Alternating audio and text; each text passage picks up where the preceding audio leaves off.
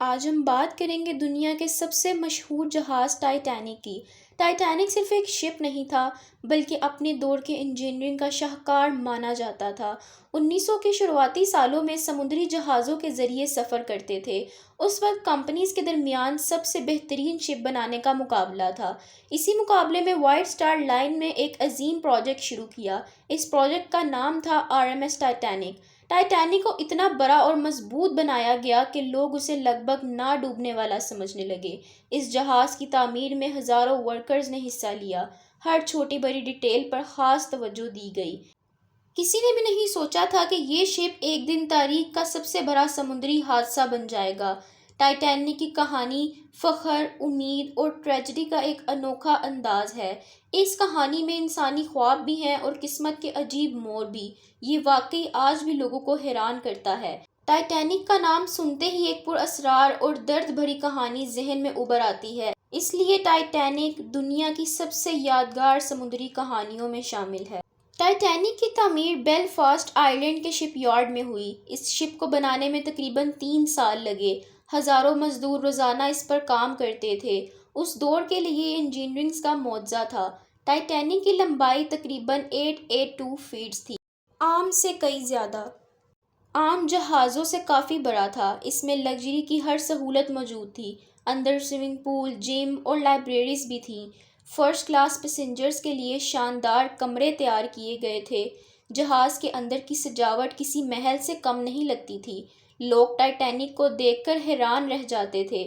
دنیا بھر کے اخبار اس نئی شپ کی تعریف کر رہے تھے۔ اس کی ہر چیز کو بہترین بنانے کی کوشش کی گئی تھی۔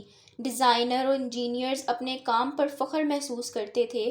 ٹائٹینک اس وقت ایک تاریخی مثال بن چکا تھا۔ لوگ دور دور سے اس عظیم جہاز کو دیکھنے آتے تھے۔ ٹائٹینک کا پہلا سفر اپریل 1912 میں شروع ہوا۔ یہ انگلینڈ کے ساؤتھ ایمپٹن سے روانہ ہوا۔ جہاز کی منزل نیو یارک سٹی تھی۔ سفر کے شروع میں سب کچھ بالکل ٹھیک تھا۔ ہزاروں مسافر اس سفر کا حصہ بنے۔ کچھ لوگ امیر تھے اور کچھ بہتر زندگی کی تلاش میں جا رہے تھے۔ ہر شخص کے پاس اپنی کہانی تھی۔ جہاز پر خوشی اور جوش کا ماحول تھا۔ مسافر شپ کی شان دیکھ کر متاثر ہو رہے تھے۔ کوئی تصور بھی نہیں کر سکتا تھا کہ کچھ دن بعد کیا ہونے والا ہے۔ سمندر پرسکون تھا اور موسم بھی صاف تھا۔ ٹائٹینک اپنی منزل کی طرف بڑھ رہا تھا۔ بچے ڈیک پر کھیل رہے تھے اور لوگ تصویریں بنا رہے تھے۔ کئی مسافر اس سفر کو اپنی زندگی کا یادگار تجربہ سمجھ رہے تھے۔ ہر طرف پر امید چہرے نظر آتے تھے۔ سفر کے دوران ٹائٹینک کو کئی آئس برگ وارننگز ملیں۔ قریبی جہازوں نے خطرے کے پیغامات بھیجے اور ان پیغامات میں برف کے بڑے پہاڑوں کا ذکر تھا۔ کچھ وارننگز کو نوٹ کیا گیا مگر جہاز کی رفتار زیادہ کم نہیں کی گئی۔ کریو کو یقین تھا کہ شپ بہت مضبوط ہے۔ سمندر کا پانی اس رات بہت پرسکون تھا اور چاندنی بھی کم تھی۔ اس وجہ سے آئس برگ کو دیکھنا مشکل ہو گیا۔ واچ مین اندھیرے میں نظر رکھ رہے تھے اور سب کچھ عام لگ رہا تھا۔ مسافر آرام سے اپنی شام گزار رہے تھے۔ ڈائننگ ہالز میں کھانا سرو کیا جا رہا تھا۔ میوزک اور گفتگو کا سلسلہ جاری تھا۔ کسی کو بھی احساس نہیں تھا کہ خطرہ اتنا قریب آ چکا ہے۔ قسمت اپنا فیصلہ کر چکی تھی اور ٹائٹینک دھیرے دھیرے اپنے سب سے مشکل لمحے کی طرف بڑھ رہا تھا۔ چند گھنٹوں بعد سب کچھ بدلنے والا تھا۔ یہ وہ لمحہ تھا جو تاریخ کا حصہ بننے والا تھا۔ 14 اپریل 1912 کی رات تقریباً 11:40 پہ ٹائٹینک کے سامنے آئس برگ نظر آیا۔ واچ مین نے فوراً وارننگ دی اور برج پر موجود آفیسرز نے شپ کو موڑنے کی کوشش کی مگر وقت بہت کم تھا۔ ٹائٹینک آئس برگ سے ٹکرا گیا تھا۔ ٹکراؤ بہت زوردار محسوس نہیں ہوا اس لیے کئی مسافروں کو لگا کہ کچھ خاص نہیں ہوا لیکن شپ کے نچلے حصے میں نقصان ہو چکا تھا۔ پانی تیزی سے کمپارٹمنٹس میں بھرنے لگا۔ انجینئرز نے صورتحال کا جائزہ لیا اور اندازہ لگایا کہ شپ کو بچانا مشکل ہو گیا ہے۔ یہ خبر آفیسرز کے لیے بہت پریشان کن تھی۔ جہاز کے اندر بے چینی کا ماحول پیدا ہونے لگا۔ کچھ لوگوں نے سوال کرنا شروع کر دیے کہ اصل میں ہوا کیا ہے۔ کریو نے حالت کو کنٹرول میں رکھنے کی کوشش کی۔ ٹائٹینک کا ڈوبنا اب تقریباً طے تھا۔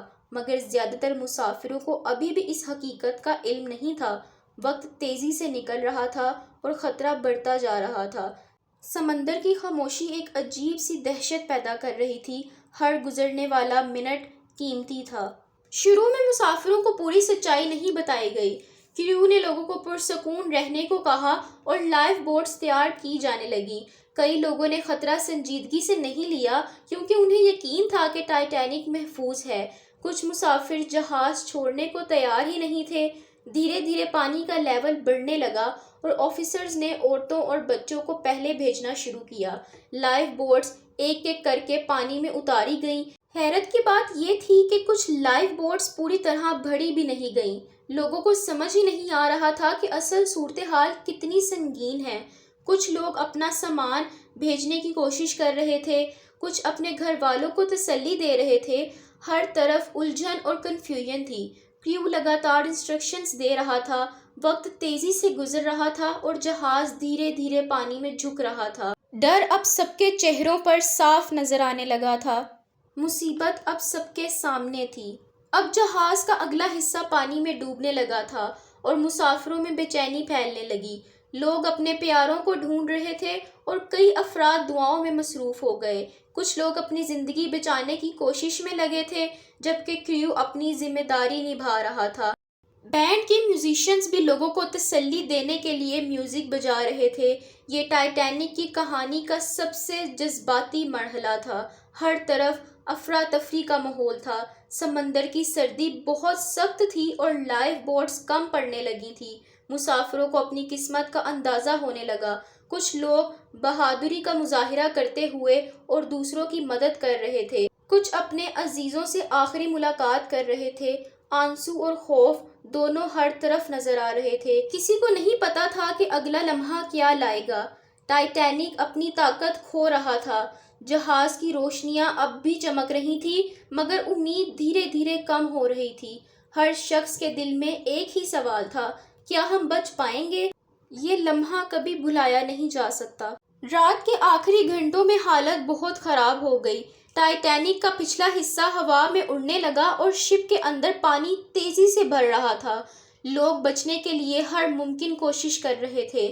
کچھ لوگ سمندر میں چھلانگ لگا رہے تھے جبکہ کچھ لائف بوٹس تک پہنچنے کی کوشش میں تھے۔ سردی کا درجہ بہت کم تھا اور برفانی پانی میں زندہ رہنا مشکل تھا۔ جہاز کے اندر چیخو پکار سنائی دے رہی تھی۔ ہر طرف خوف اور مایوسی کا ماحول تھا۔ ٹائٹینک اپنے آخری لمحات گزار رہا تھا۔ چند منٹ بعد سب کچھ بدلنے والا تھا۔ لوگ ایک دوسرے کو پکڑ رہے تھے، کوئی افراد اپنے گھر والوں کو یاد کر رہے تھے، کچھ لوگ خاموشی سے قسمت کا انتظار کر رہے تھے۔ یہ منظر بہت دردناک تھا۔ تاریخ کا سب سے مشہور حادثہ اب اپنے عروج پر تھا۔ سمندر کی تاریکی اور سردی نے اس ٹریجڈی کو اور بھی خوفناک بنا دیا تھا۔ ٹائٹینک اب ڈوبنے کے بالکل قریب تھا۔ 15 اپریل 1912 کو تقریباً 2:20 پر ٹائٹینک آخر کار سمندر کی تہہ میں ڈوب گیا۔ جہاز 2 حصوں میں ٹوٹ چکا تھا اور چند لمحوں میں نظروں سے اوجھل ہو گیا۔ ہزاروں لوگ برفانی پانی میں رہ گئے۔ کئی لوگ سردی اور تھکن کی وجہ سے جان سے ہاتھ دھو بیٹھے۔ کچھ خوش نصیبی لائف بوٹس تک پہنچ گئے اور بچ گئے۔ رات کی تاریکی میں مدد کا انتظار کیا جا رہا تھا۔ ہر طرف خاموشی اور غم کا ماحول تھا۔ ٹائٹینک کا سفر یہیں ختم ہو گیا مگر اس کی کہانی ہمیشہ کے لیے زندہ ہو گئی۔ دنیا اس حادثے سے ہل گئی اور لوگ اس خبر پر یقین نہیں کر پا رہے تھے۔ سمندر میں تیرتی لائف بوٹس پر لوگ اپنے پیاروں کو یاد کر رہے تھے۔ کئی بچنے والوں کی آنکھوں کے سامنے اب بھی وہ خوفناک منظر تھا۔ کسی نے اپنا دوست کھویا تھا اور کسی نے اپنا پورا خاندان۔ یہ رات ہزاروں زندگیوں کو ہمیشہ کے لیے بدل گیا۔ ٹائٹینک کا نام اب تک ٹریجڈی کی پہچان بن چکا تھا۔ اس حادثے نے پوری دنیا کو غم میں مبتلا کر دیا۔ تاریخ میں ایسی مثال بہت کم ملتی ہے۔ اور اس طرح ٹائٹینک کا سفر ہمیشہ کے لیے ختم ہو گیا۔ ایک ایسا جہاز جسے لوگ نہ ڈوبنے والا سمجھتے تھے صرف کچھ گھنٹوں میں سمندر کی گہرائیوں میں کھو گیا۔ لیکن ٹائٹینک صرف ایک شپ کی کہانی نہیں ہے، یہ انسانی امیدوں، خوابوں، ہمت اور قسمت کی کہانی ہے۔